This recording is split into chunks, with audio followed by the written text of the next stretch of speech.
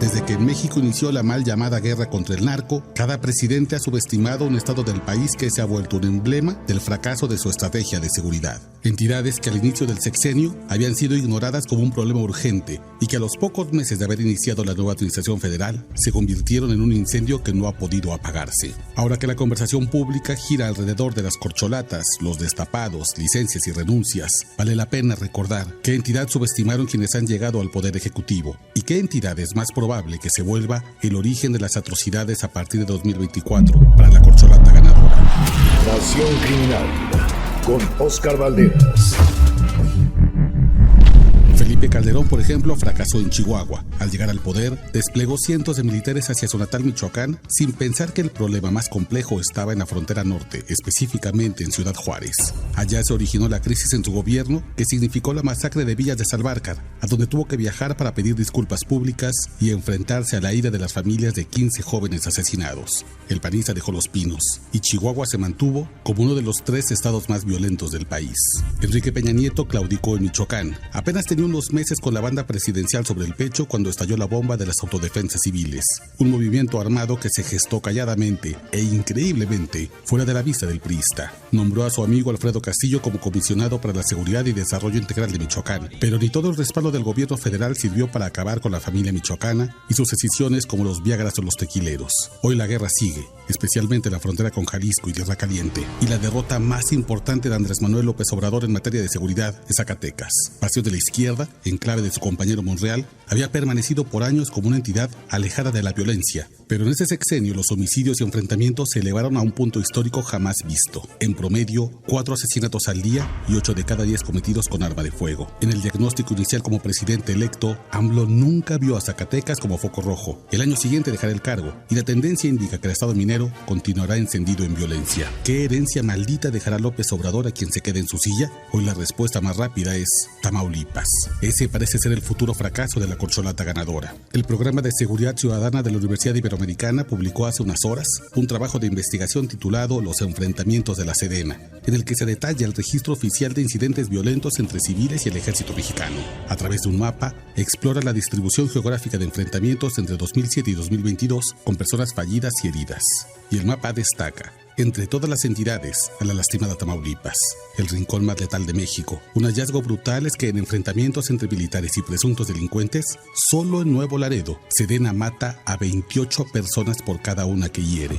El dato es escalofriante si se recuerda la posible ejecución extrajudicial de 5 personas por parte del ejército el pasado 18 de mayo, o los 6 jóvenes masacrados presuntamente por el Estado mexicano el 26 de febrero. Quien llegue a Palacio Nacional o a Los Pinos encabezará una tropa que mata y luego pregunta, que no responde a los deseos de no más masacres del comandante supremo de las Fuerzas Armadas.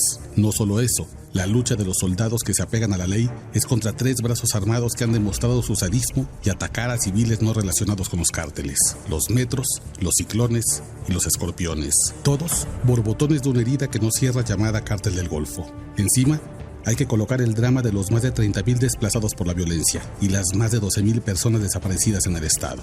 Si Morena gana en 2024 y se confía pensando en que por tener un gobernador morenista, Tamaulipas no será una preocupación, que mire la historia reciente del país.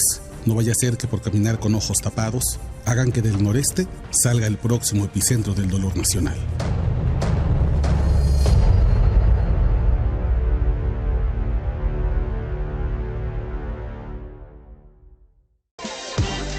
Las 9 de la mañana con 30 minutos. Óscar Valderas, bienvenido, hermano, ¿cómo estás? Querido Luis, muy bien, muchas gracias, buenos días. La herencia maldita de López Obrador a las corcholatas. Este estado en particular. Es un estado que además ha estado gobernado históricamente por el PRI, hizo alternancia con el PAN, con Cabeza de Vaca, y ahora hace otra alternancia con Américo Villarreal de Morena, que además, déjame decirte, ayer tenemos la noticia de que una regidora de Reynosa fue atrapada en Estados Unidos con 100 libras de cocaína. Es que ese es el nivel, Luis, de penetración de la narcopolítica.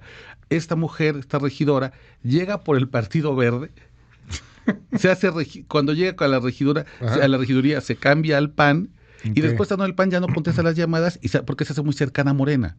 Porque en realidad es un tema daltónico. En Tamaulipas no hay colores, y el único color que pinta es la narcopolítica. Lamentablemente hoy, a pesar de que no estamos todavía en la época de las propuestas de campaña muy específicas, no se lea ninguna corcholata decir: reconocemos que hay un problemón que nos va a estallar en las manos, quien gane, y se llama Tamaulipas. No lo tenemos. Sin embargo, ya comienzan a darse cifras muy importantes que nos hablan de que podría ser el gran fracaso de gane quien gane. Y eso es muy preocupante porque nadie está hablando del tema.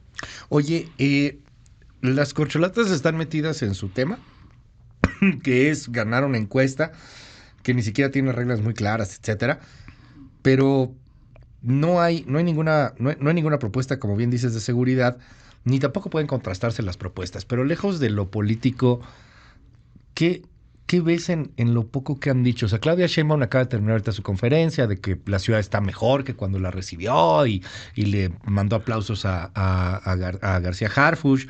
Ebrard, pues como que no ha presentado algo más allá del control de armas, y de los otros ni se diga. ¿Tú has seguido eso de estos políticos? ¿Hay algo sustancioso o mejor ni meterse? Deja de enfocarme en las corcholatas de Morena porque son quienes van favoritas. Vamos a hablar de quienes están como frontrunners en ese momento en las encuestas.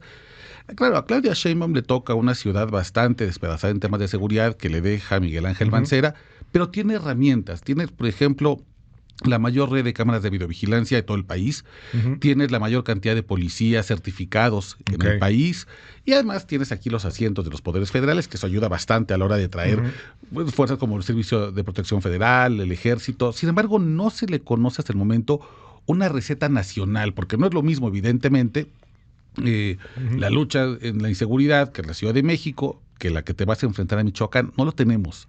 Marcelo Ebrard, por otro lado, ha delineado una política de seguridad que está basada en frenar el tráfico de armas de Estados Unidos hacia México. Hacer un intercambio, básicamente, ¿no? México tendría que frenar el envío de fentanilo hacia Estados Unidos, tratar de impedir que lleguen precursores químicos a nuestros puertos, y a cambio Estados Unidos tendría que poner en orden a las armerías, prácticamente en 10 condados, que es donde está el gran problema. Pero de Adán Augusto, no sé. Propuesta. De Noroña, más allá de los lugares comunes de darle paz al pueblo, pues no. De Ricardo Monreal, pues me gustaría que la receta que tenga la aplique a su propio estado, porque hoy con su hermano.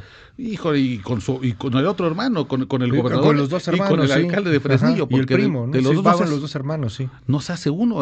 Zacatecas se ha vuelto de verdad el dolor de cabeza de seguridad de este sexenio, porque Andrés Manuel López Obrador nunca vio Zacatecas como un foco rojo. Y bueno, y luego tenemos a la séptima corcholata recién añadida al catálogo, que bueno, pues J. Cole está para meterse a la política ya y a ver qué pasa, ¿no? Pero hay quien puede llegar a proponerlo. Ay, pues ya ni modo que nos funen, ¿no? Hoy ha sido un día de funación. Una Lili Téllez, un Gustavo de Hoyos, a lo mejor, o sea, un tipo que tenga carisma, o una tipa que tenga carisma, y yo ahí veo a una Lili Téllez, por ejemplo, creo que podrá hacer lo que quieras, pero algo de carisma tiene, pega, pues sabe hablar, tiene cierto ángel. Y que empiece a hablar y que empiece a proponer el Bukele mexicano. Vamos a matarlos. Porque hace una semana estábamos tú y yo platicando de lo que pasó con los militares, que asesinaron a los 5 chavos estos, que eran unos malandros, probablemente sí, traían armas largas, lo que sea. La cantidad de gente que les aplaudió y que les sigue aplaudiendo y que sigue diciendo mátenlos, que sea sin juicio, mátenlos, ejecuciones. Pues qué peligro, porque si no hay propuestas racionales, que no hay, esto es muy atractivo. Todavía no lo ha agarrado alguna corcholata, que creo que va a ser alguien de la oposición, pero es bien atractivo. Es un riesgo, claro, el discurso radical de Lili Téllez y de Gustavo de Hoyos. Es un peligro para la seguridad pública que empiecen con estos discursos de yo voy a matarlos, yo soy a favor del escuadrón de limpieza, El escuadrón de limpieza. Es terrible. Luis, cuando tú ves el último informe que sacó la Universidad Iberoamericana en el Departamento de Seguridad sobre cómo están los enfrentamientos, qué resultados dan los enfrentamientos entre Sedena y civiles, Tamaulipas es el peor lugar, porque en ese lugar, solamente en Reynosa, Tamaulipas, el ejército mata a 28 personas por cada una que hiere. Es un ejército de fuerza letal, que evidentemente es un problema para todas las personas que viven en Tamaulipas, porque te enfrentas al típico mátalos en caliente y luego investigamos. ¿Por cada herido matan 28? Por cada herido matan 28.8, esa es la cifra, digamos, concreta. ¡Sas! Esto es un informe que salió hace apenas unas horas, salió ayer en la tarde, Pues está cañón hecho eso. por la Universidad Iberoamericana. Y tú ves el mapa de enfrentamientos y todo el resto del país es como verde claro, verdecito, que te va marcando más o menos la intensidad de la fuerza de las muertes letalidad. civiles. Y Tamaulipas es un azul intenso, el único azul intenso de ese mapa, lo que te demuestra el gran problema. No solamente te vas a enfrentar a una criminalidad organizada que ya está expresada en los metros, los ciclones, los escorpiones, cártel del Golfo, cártel del Noreste, cártel del Jalisco que intenta entrar por la frontera sur, también a un ejército que no está haciendo caso. Y cuando el comandante supremo dice no más masacres, responde con masacres a la orden presidencial. Vayámonos a un ejercicio raro en torno a estas propuestas que pueden llegar, todavía no han llegado, insisto, pero están a la vuelta de la esquina. Yo sí veo a una Lili Telles que está a punto de proponer algo así, Sí. o a cualquier otro. Propuestas radicales, propuestas severas, el Bukele mexicano. He platicado con gente de El Salvador y bueno, es muy interesante porque el problema de los maras pues es una nimiedad si lo comparas al problema del narco mexicano. Claro. Para empezar, y nadie está discriminando a nadie, pero lo que nos dicen allá es que, bueno, los ubicamos de volada porque están tatuados de cierta forma. Claro. Entonces, pues obviamente hay tatuajes que solamente tienen los maras. O sea, difícilmente era otro ciudadano, ¿no? Y los metíamos y los ubicábamos porque estaban ubicados en ciertas zonas, son pandillas que extorsionaban, los metieron en la cárcel, tiraron la llave y ni siquiera les dan de comer. Ok, todas las violaciones de derechos humanos que digas, perfecto. Pero que llegara un Bukele mexicano, ¿cómo aplica esto? O sea, ¿cómo decir, voy a ir a matarlos a todos? Pues ¿a quiénes? ¿Cómo? ¿Cuándo? ¿En dónde? Están todos metidos por todos lados. Claro. O sea, no se puede aplicar algo tan sencillo aquí. No, bueno, tanto Lili Telles como Gustavo Doyos han coqueteado con la idea de traer la pena de muerte a México. Por de ejemplo. vuelta, ¿no? Instaurarla de vuelta. Que es evidentemente oficializar las ejecuciones extrajudiciales, hacerlas ya, digamos, parte de la normalidad cotidiana. Pero cuando tú haces eso, Luis, tienes que ir en contra de muchos tratados internacionales que México ha firmado. Es populismo puro, a menos que retires a México de una de las mesas más importantes y eso tenga su propio impacto económico. Podría haber sanciones ante una implementación de una política de ese tamaño. Yo creo que están pensando en la popularidad que tiene Bukele, cómo ha comunicado a través de redes sociales, cómo ha puesto la mano dura como una respuesta a la falta de resultados de la democracia. Pero El Salvador no es México. Se van a equivocar si piensan que pueden implementar ese populismo de derechas acá. Ahora, el PRI, que robaba más, el PRI robaba más. El PRI, en algún momento, porque lo vemos en la serie de Netflix, puso una Pax Narca. Mira, ¿Eso es factible hoy día? ¿Pactar con tantos? La historia de las negociaciones con los grupos criminales es algo que ha sucedido todo el tiempo en México. Si no es que un gobierno vaya a iniciar las negociaciones, las hizo siempre en Estado. Sin duda, Genaro García Luna intentó una Pax Narca con el cártel de Sinaloa. Sin duda, Alfredo Castillo, cuando fue comisionado en Michoacán, quiso hacer una Pax Narca con la familia michoacana. Y aquí Ricardo Peralta. Ricardo Peralta aquí lo quiso hacer con la columna armada Pedro J. Méndez, que es brazo armado del cártel del Noreste, y con las facciones armadas en Michoacán. Yo no dudo que quien esté en el siguiente sexenio, sea quien sea, morenista u oposición, vaya a intentar una Pax Narca con diálogo, porque así se ha hecho siempre. La mejor experiencia internacional que te dice reducción de homicidios ligados a la criminalidad organizada con respeto a los derechos humanos, tanto como se pueda, en la medida posible, es el diálogo de paz en Colombia. Okay. No necesariamente el aviéntalos un pozo y avienta la llave de Bukele. A Bukele le va a costar esto en algún momento económicamente, pero uno observa por ejemplo, un buen ejercicio internacional, como es Colombia, como es incluso la lucha antimafia en Italia, y creo que ahí están los referentes de México. En la negociación, en el pacto de avanzada sobre derechos humanos, justicia transicional, no en simplemente mátenos en caliente, porque no aplica para acá. En cuanto empiece a ser, quienes van a sufrir más esa política son la gente más pobre y más vulnerable de este país. Oye, y esto que que mencionas es muy, muy, muy importante porque una cosa, insisto, sigue siendo este Bukele con un populismo de ultraderecha, y ya otra cosa es el siguiente que va a enfrentarse a un desastre. Yo me imagino a un presidente o presidenta que llegara, estamos hablando de escenarios súper raros, ¿no? O sea, que llegara a la derecha mexicana, pues sería una orden de mátalos a todos, pero mátalos a todos como que es que hemos visto el terror absoluto, Oscar. O sea, hemos visto cómo pasa lo que pasa en Allende, cómo Claro. pueblos enteros son arrasados, y ni así se soluciona. Cuando mencionas Italia, cuando mencionas Colombia, pues la primera cosa fue la impunidad. Si matas a alguien, te vas a la cárcel. Es muy probable que te vayas a la cárcel. Aquí Claro. sabemos tú y yo que si matas a alguien, si secuestras a alguien, si te robas algo, no vas a ir a la cárcel.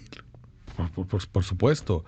Y además, en estas dos experiencias internacionales había una necesidad de primero desmontar el aparato de impunidad, que era lo más importante, es decir, hacer responsables a los políticos que crearon estos monstruos de criminalidad organizada para que ellos respondieran por sus actos, y luego, es algo que hemos insistido durante mucho tiempo, ir tras las finanzas.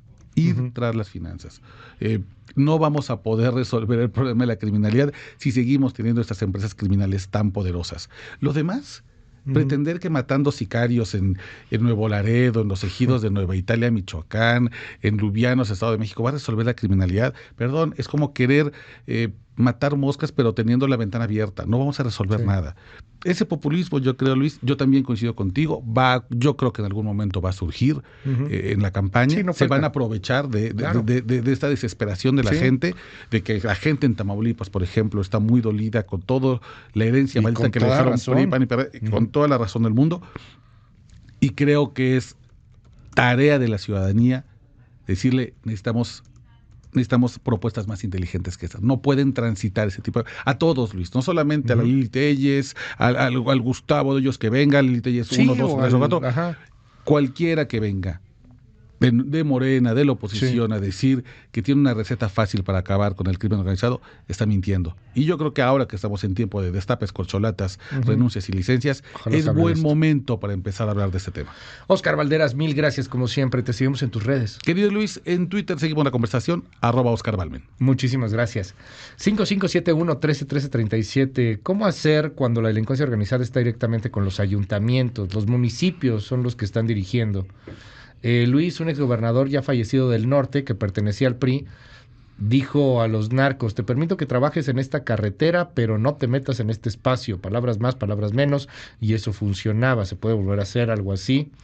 Fíjate que esto nos escriben mucho, Oscar, es que ustedes no proponen nada, solamente critican. Bueno, pero es que tampoco es nuestra chamba. No es nuestra chamba. O sea, hay una frase que me encanta, Luis, sobre el periodismo, que dice: el periodista no está llamado a pisar las cucarachas, pero sí a prender la luz de la cocina para que corran a esconderse. Está buenísimo. Lo dejaría ahí. 5571-131337. Gracias, Oscar. Las 9:45.